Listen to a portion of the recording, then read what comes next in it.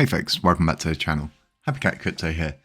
So before we dive into this, beware of scammers, beware of doppelgangers, beware of anybody pretending to be me or anything like that. Just stay safe out there, okay? Before we do dive any further into this, I have got something to show you.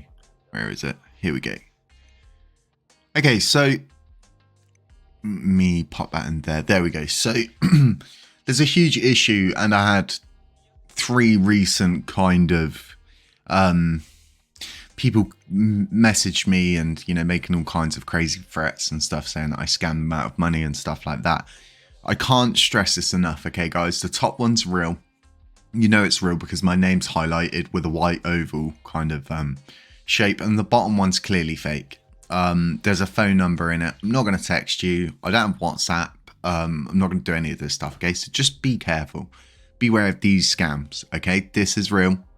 This is fake.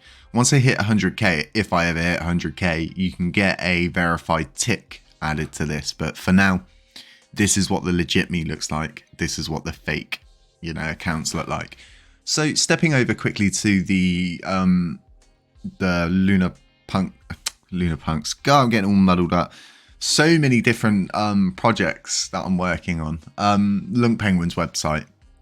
So what I want to explain to people is this whole situation with, you know, people coming out, projects, games, whatever, saying, you know, we support the LUNACLASSIC community because we're burning 1.2% of our transactions of whatever. We're going to incorporate the 1.2% burn tax. And I think this is really good. But at the same time, I think people need to take a step back and have a think currently about the situation in hand. Now,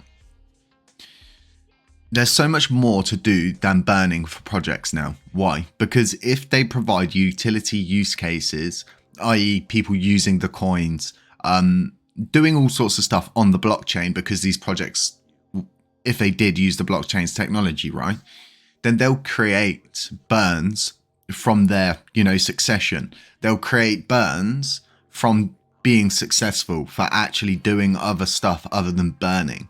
Whereas if they just burn, they're just going to be burning their profits, not ever, you know, profiting from what they're doing, and therefore incentivizing people like that to carry on.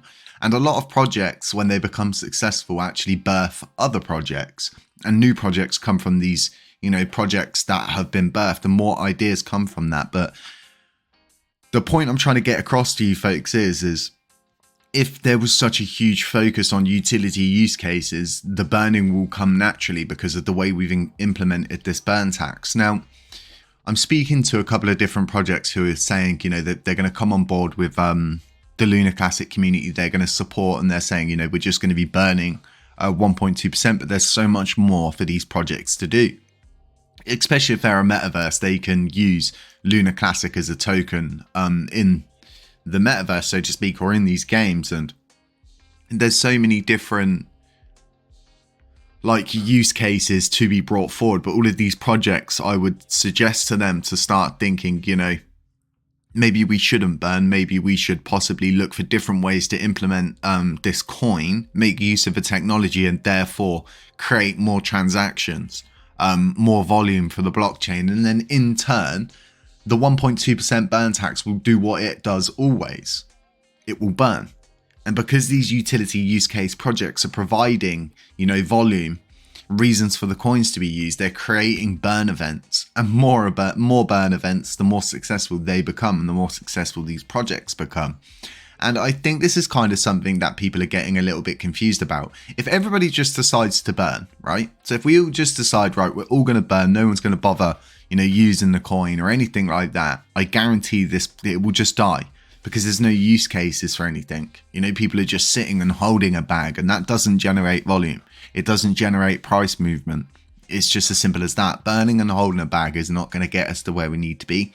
And if I have to be that guy that points out, you know, every other day that utility use case is the way forward, especially now having this burn tax, I can't stress it enough that if we just bring the utility use cases, we'll get monumental burns. So it's as simple as that. And all of the CEXs hopefully starting to come on board now, especially with Binance. And I think the first burn's going to be next Tuesday, if I'm not mistaken. I'll need to double check. I'm going to do a video specifically on that later today.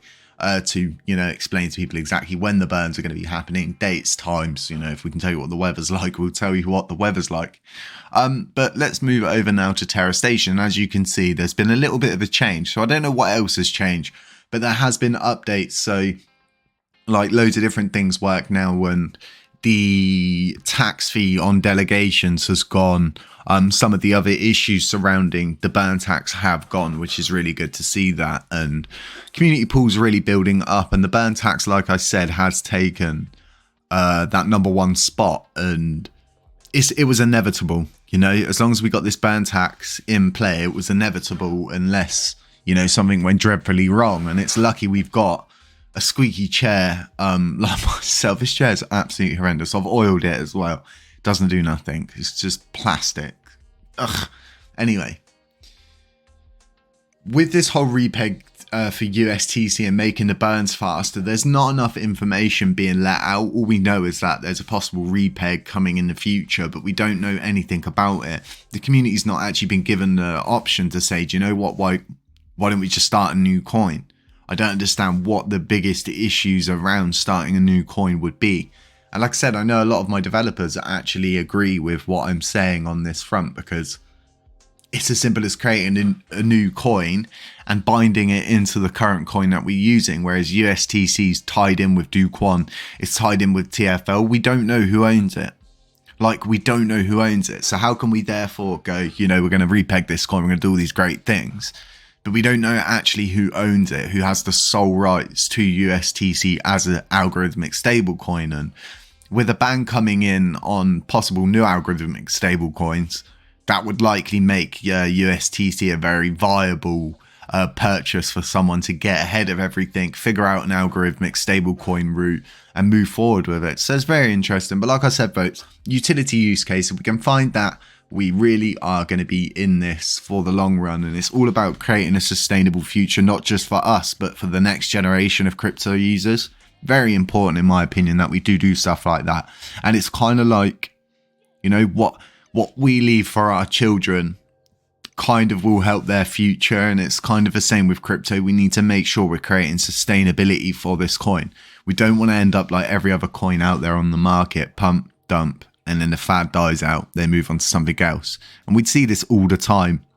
And I honestly believe Shiba Inu's days are numbered, because the mainstream influencers are really starting to cover LUNACLASSIC now. So very interesting. Stay safe. I'm not a financial advisor. Beware of scammers, doppelgangers, and any percentage of me. Catch you in the next one.